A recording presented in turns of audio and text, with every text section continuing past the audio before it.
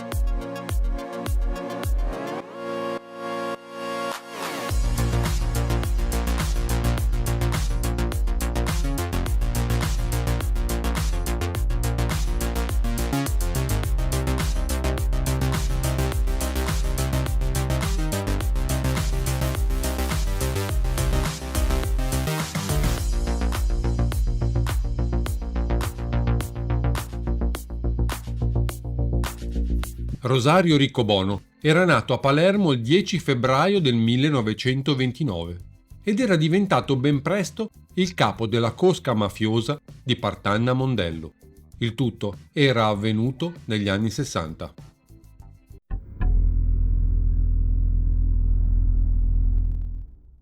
«3 agosto 1963. Il mafioso Antonio Porcelli, di 29 anni, ex braccio destro di Angelo La Barbera, è ritenuto l'organizzatore della scomparsa di Salvatore La Barbera. Viene catturato quella notte mentre sta dormendo in una casupola del Monte Gallo, dove vive alla macchia, insieme a lui altri 2 ricercati, Rosario Riccobono, di 33 anni, e Mariano Mancuso, di 40. I nomi di tutti e 3 sono nell'elenco di persone socialmente pericolose e legate agli ambienti della criminalità organizzata che gli organi di polizia hanno sottoposto alla magistratura per l'assegnazione del soggiorno obbligato. La cattura di Porcelli, che è uno dei 37 mafiosi denunciati alla fine del giugno precedente, perché responsabili di numerosi crimini avvenuti negli anni 50, ha fasi drammatiche. Carabinieri e agenti fanno irruzione nella capanna, poco dopo la mezzanotte, con i mitra spianati, e Antonio Porcelli, levatosi di un balzo, tenta di mettere mano alla pistola, gridando «traditori», ma la sua disperata manovra è inutile. Piombategli addosso, i carabinieri lo immobilizzano. Alle sue grida, intanto, balzano dai giacigli gli altri 2 ricercati, con i quali Porcelli, in questi ultimi tempi, ha condiviso la sua latitanza, appunto il Riccobono ed il Mancuso. Ma anche loro vengono immobilizzati e arrestati. Antonio Porcelli, ritenuto uno dei pesci grossi della mafia, è responsabile della catena dei delitti registratisi in seguito all'acuirsi dei contrasti tra le gang capitanate dai mafiosi fratelli Greco e fratelli La Barbera, pur restando ufficialmente nelle file della banda della Barbera. Aveva contatti con la gang avversaria, quella appunto dei Greco. Secondo quanto emerso dalle indagini, col capo del gruppo Greco Salvatore, egli si sarebbe accordato per sequestrare e sopprimere Salvatore La Barbera, la cui macchina Giulietta venne ritrovata semicarbonizzata nella campagna di Santo Stefano Quisquina. Da questo episodio criminoso si è snodata tutta una serie di delitti: la sparatoria contro Angelo La Barbera a Milano, l'esplosione della Giulietta parcheggiata a Villa Abate dinanzi al garage del mafioso di Peri, la strage di Villa Serena e Ciaculli.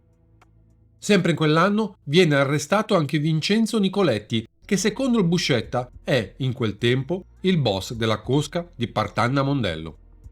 Prima delle sentenze del processo di Catanzaro si consuma il passaggio di consegne fra il Nicoletti e il Riccobono a capo della cosca di Partanna Mondello. La prova è nell'arresto successivo del Riccobono.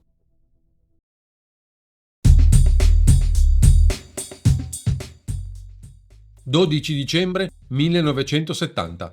99 anni di reclusione vengono complessivamente chiesti dal pubblico ministero Ugo Saito per 20 persone, tutte di Partanna Mondello, borgata controllata dalla mafia d'Occidente di Palermo.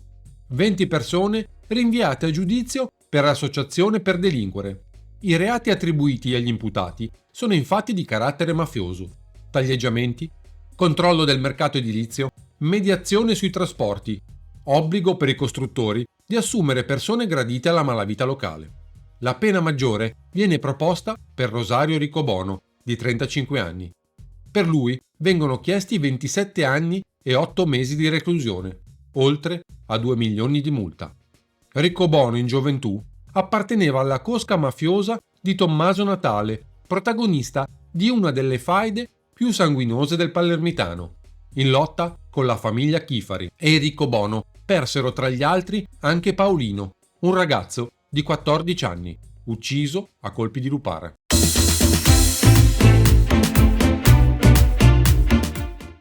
«18 maggio 1971. Chi sono i 16 boss concentrati al carcere di Linosa? Si va da Angelo La Barbera a Vincenzo Sorce, a Saro Riccobono, a Rosario Mancino. Sono 16 i mafiosi rastrellati tra sabato notte e domenica in vari centri della penisola, dove erano stati relegati al soggiorno obbligato.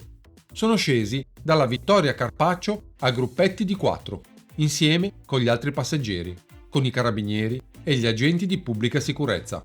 I boss si sono organizzati e hanno passato il primo momento di smarrimento passeggiando in lungo e in largo. Chiacchierano molto, soprattutto quando il sole, dopo aver picchiato sull'isola dall'alba fino alle 19, cala all'improvviso. Riccobono ha un lungo sfogo. Gli avvocati, dice, sono sempre prontissimi a chiederci soldi. Vorrei 1/10 di quello che ho pagato in onorari e sarei ricco, ma al momento di intervenire rimandano. Ho parlato con il mio per telefono, gli ho chiesto se avesse già presentato opposizione. Mi ha risposto che ancora non ha ricevuto alcuna notizia ufficiale sul mio trasferimento.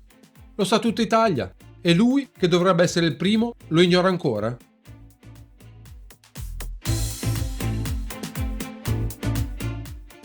«11 agosto 1971.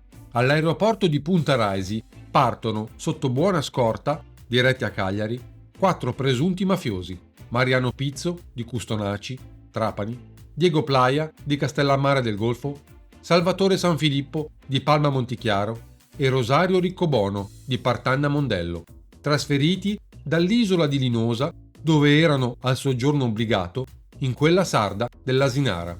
Nella foto Diego Playa e Rosario Riccobono vengono scortati dalla polizia e si avviano verso il cellulare.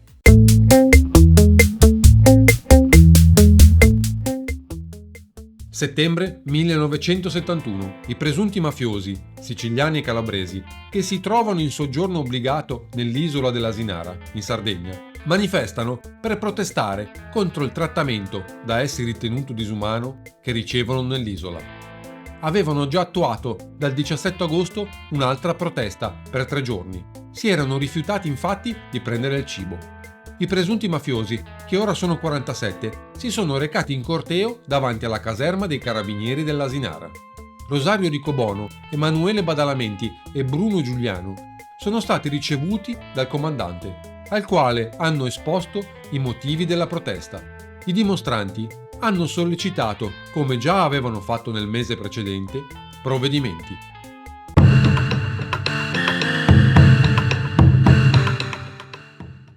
Una volta uscito di prigione, Riccobono tenta di mantenere una posizione di neutralità all'interno di Cosa Nostra. Entra prepotentemente nel traffico di eroina degli anni 70 e diventa latitante alla fine di quel decennio, dopo essere stato sospettato di condurre un'operazione per contrabbandare eroina dalla Thailandia attraverso la Sicilia e verso gli Stati Uniti d'America.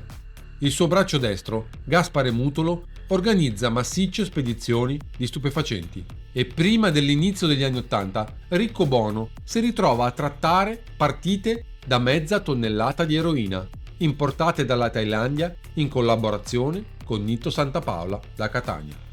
Mutolo era stato affiliato alla famiglia di Riccobono su consiglio del suo amico ed ex compagno di cella Salvatore Riina. Guardi, io ero andato a trovare, a Rosario Riccobono, che era latitante a Napoli da un amico suo, da Lorenzo Nuvoletta, a Napoli. Ho accompagnato la mamma di Rosario Riccobono, che voleva vedere il figlio e i nipotini, e quindi sono andato là.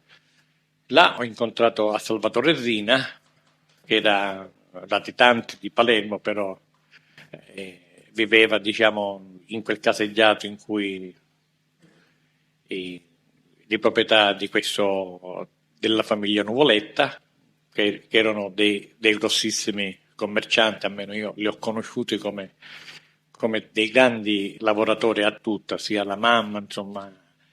E quindi io, siccome avevo un rapporto di amicizia con Salvatore Rina, e il Rina ci ha detto anche qua, dice Gaspar, dici combiniamolo. Quindi sono stato là io diversi giorni e nella casa di Lorenzo Nuvoletta mi hanno combinato, insomma, la famosa puncitina, Quello che mi ha punto il dito era Emanuele D'Agostino, un ragazzo molto vicino a Riccobono e a me, però della famiglia di Stefano Bontate, e quindi c'erano pochissime persone, c'era Lorenzo Nuvoletta, Rosario Riccobono, questo Emanuele D'Agostino e un certo Bastimento che era un parente di Nuvoletta. Quindi io mi sono fermato diversi giorni, a Napoli. Dopo, nell'81 in poi, io ho avuto, uno dei traffici più importanti, in mano, in cui avevo fatto delle conoscenze con il Compachimmi, quello che poc'anzi un avvocato mi ha chiesto, in cui il signor Calò lo sa e l'ha tastato anche lui, i soldi, in cui, tutti i cinesi mi portavano la droga a me in Italia. Quindi allora io non è che potevo fare i conti se guadagnavo 100 milioni a settimana o ogni 2 giorni. Più droga c'era, più soldi, insomma.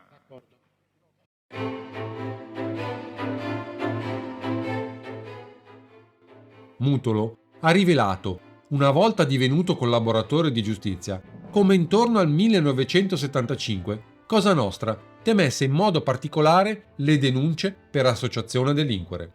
Queste infatti volevano dire, per gli uomini dell'organizzazione, l'essere sottoposti a continui arresti in occasione del verificarsi nel loro mandamento, come nel resto della Sicilia, di fatti delittuosi di particolare gravità. Tali denunce avevano cagionato in quel periodo conseguenze particolarmente negative per gli uomini d'onore che ne erano stati colpiti. Cosa Nostra era fermamente decisa ad evitare che le forze dell'ordine inoltrassero all'autorità giudiziaria denunce del genere. Denunce ritenute a ragione il punto più temuto dell'attività di contrasto alla mafia. Riguardo all'atteggiamento da tenere nei confronti dei rappresentanti delle forze dell'ordine, all'interno di Cosa Nostra si erano sviluppate 2 diverse correnti. Mentre Bontate e Badalamenti erano più propensi a una linea morbida che prevedeva l'assoggettamento dei funzionari più pericolosi alle esigenze dell'organizzazione, la linea di Rina e dei Corlonesi era invece favorevole all'eliminazione fisica. Cosa Nostra aveva individuato nei vertici della questura di Palermo i suoi principali obiettivi, in particolare il capo della squadra mobile e vicequestore aggiunto Boris Giuliano, che verrà ucciso il 21 luglio 79 da Leoluca Bagarella, il vice capo della squadra mobile Tonino De Luca e Bruno Contrada, che nell'ottobre del 1976 era stato nominato dirigente del centro interprovinciale della Criminal Pol della Sicilia occidentale e che ricoprì tale incarico fino al gennaio del 1982. Con l'uccisione di Giuliano dal luglio 1979 al febbraio 1980, Contrada assumerà temporaneamente la direzione della squadra mobile, nonché quella del nucleo di polizia giudiziaria presso la locale Procura della Repubblica. Per ordine di Riccobono, Mutolo, assieme a tale Salvatore Michalizzi, anche lui uomo d'onore, viene incaricato di controllare gli spostamenti e le abitudini dei 3 dirigenti apicali della questura, in previsione di eventuali azioni nei loro confronti. A proposito di Contrada, Angelo Graziano, uomo d'onore del borgo, aveva riferito al Mutolo di come questi fosse solito frequentare un appartamento situato a Palermo, in via Guido Jung. La casa era stata messa a disposizione dallo stesso Graziano, attraverso terze persone. In quell'alcova, Contrada era solito recarsi con un'autovettura privata, senza l'assistenza di uomini della scorta. Allora Contrada veniva ritenuto da Cosa Nostra un avversario pericoloso e per questo era costantemente pedinato e i suoi spostamenti fatti oggetto di attenzioni. Anche se di fatto era un uomo d'onore, Angelo Graziano era allora un piccolo costruttore ritenuto a tutti gli effetti pulito, non essendo ancora stato associato ufficialmente a Cosa Nostra. Nel 76 Mutolo viene nuovamente arrestato e nel corso della sua detenzione non ha più modo di occuparsi della sorveglianza sui funzionari della questura. Quando, tra il febbraio ed il maggio 81, Mutolo viene scarcerato, viene a sapere direttamente dalla voce di Riccobono di come Contrada fosse ormai a disposizione di Cosa Nostra. Riccobono gli narra poi di come Contrada fosse diventato amico e di come per ben 3 volte durante la sua latitanza tra gli anni 77 e 80 Contrada lo avesse avvisato per il tramite del suo avvocato di controlli nei suoi confronti da parte della polizia. In 3 diverse occasioni, dunque, in altrettante distinte abitazioni, via Donorione, via Guido Jung e via Ammiraglio Rizzo, il boss Rosario Riccobono aveva potuto sottrarsi all'arresto da parte della polizia grazie alle soffiate di Contrada. Almeno questo è quello che sostiene Mutolo. Riccobono era stato talmente infastidito di dover cambiare 3 appartamenti da essersi fatto l'opinione che vi fosse un informatore che seguiva i suoi spostamenti. Secondo Mutolo, per saperne di più, Riccobono si era deciso ad incontrare proprio il Contrada, ma quest'ultimo si era rifiutato di riferirgli il nome del confidente, nel timore, ragionevole, che Riccobono lo facesse poi eliminare. Mutolo riferisce inoltre di come Riccobono gli avesse confidato che ad avvicinare per primo il Contrada fosse stato Stefano Bontate. Questi, essendo favorevole alla linea trattativista, aveva avvicinato Contrada attraverso 2 personaggi. Si trattava in particolare del conte Arturo Cassina, già in contatto con Bontate per aver assunto nella sua organizzazione Giovanni Teresi, sottocapo della famiglia mafiosa del Bontate, e del dottor Pietro Purpi, dirigente del 2° distretto di polizia di via Roma. La conoscenza del Contrada, dunque, principiata grazie a un'iniziativa del Bontate, si era in seguito estesa anche a Riccobono e successivamente anche a Salvatore Inzerillo, a Totò Scaglione, a Michele Greco e a Salvatore Riina. Mutolo ha raccontato poi di come la conoscenza tra il Contrada ed il Cassina fosse legata alla loro comune appartenenza a una consorteria, una specie di massoneria istituita presso Monreale e denominata Ordine dei Cavalieri del Santo Sepolcro. Sente, i Galatolo avevano rapporti con forze di polizia? I Galatolo sì, avevano rapporti con il... Loro erano i padroni della caserma che c'era all'Acquasanta dei Carabinieri. I padroni nel senso che facevano tutto quello che volevano. Si figuri che una volta io ho fatto una casa abusiva in via Montalbo e mi è venuto a chiamare Enzo Galatolo, rappresentante della famiglia, dicendomi che l'aveva chiamato il maresciallo dell'Acquasanta della caserma, dicendoci che aveva avuto diverse telefonate che io stavo costruendo una casa abusiva. E quindi di sbrigarmi, mi ha fatto sapere di sbrigarmi Enzo Galatolo, perché c'è il maresciallo che riceve diverse telefonate per questa casa abusiva che stavo costruendo in via Montalbo.